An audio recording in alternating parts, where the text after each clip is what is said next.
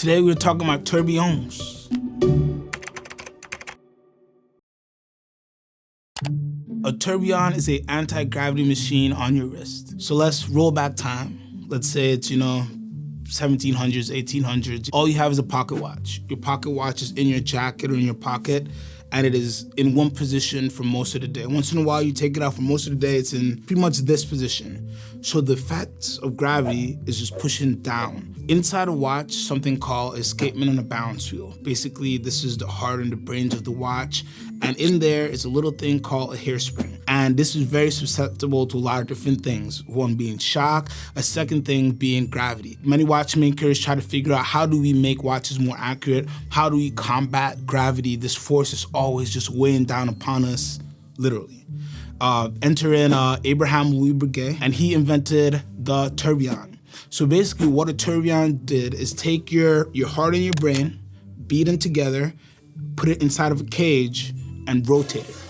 And by rotating it in one full revolution every 60 seconds, you counteracted gravity, because gravity is no longer pushing down on this one single thing all day long, all night long. So this improved the accuracy of watches. It also helped a lot with shock, which was a really big problem in the early days of clockmaking and watchmaking. Is, people started walking around and doing things, and like you're bumping your pocket watch into things like that. So this also helped with shock protection, and that is what led us down the road of tourbillon. At the time, it was very revolutionary because, again, everybody for the most part used pocket watches.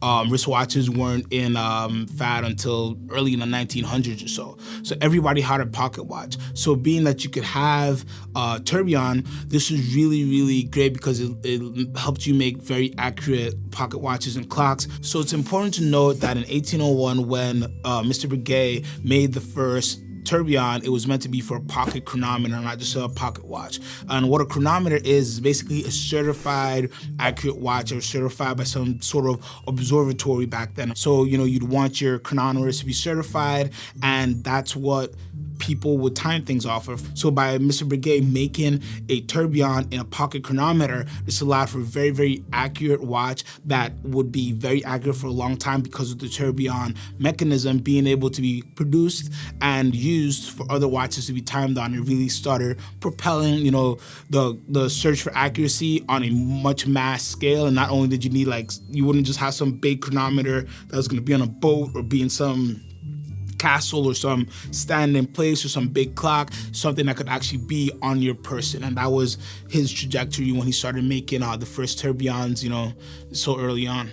A normal tourbillon has a bridge where it's mounted on the watch case, on the movement, and it goes in its cage. A flying tourbillon basically suspends the whole tourbillon cage and is usually held just at one little point or one little stem under it, basically giving it the appearance that it's just floating in midair. It's fully kind of detached of the main of the watch and it's just held up by that one stem. So the tourbillon has, definitely an interesting place, because it's not something easy to make. Even to this day, it's not easy to make. When wristwatches started popping up here and there, more regularly in regular wear, like non-military wear, in let's say the early 30s, there are a few examples of different independent watchmakers making tourbillon wristwatch calibers that could be used by different brands. I think, it's really pretty generally recognized that Omega was the first to make, a tourbillon caliber, case it, and make a few examples, sell a few examples. But again, this was still very early on in people buying wristwatches, so it wasn't really, you as a brand wouldn't want to spend a huge amount of R&D and money making a tourbillon wristwatch, because most people were still very okay with using pocket watches and having very nice clocks in their homes. So people weren't really, they didn't need a tourbillon on a wrist per se. Fast forward that to like the 70s and 80s, you started seeing, costs have come down on how to make them a little bit more, and people are paying more money for luxury works of art and luxury watches. So you have brands like AP making, the first automatic tourbillon in the 80s, and you have other brands, Patek and Jaeger and all these other brands really start making tourbillons to show off their innovation, to show off the workmanship of the craftsmen and watchmakers they had there, and their ingenuity in making these things.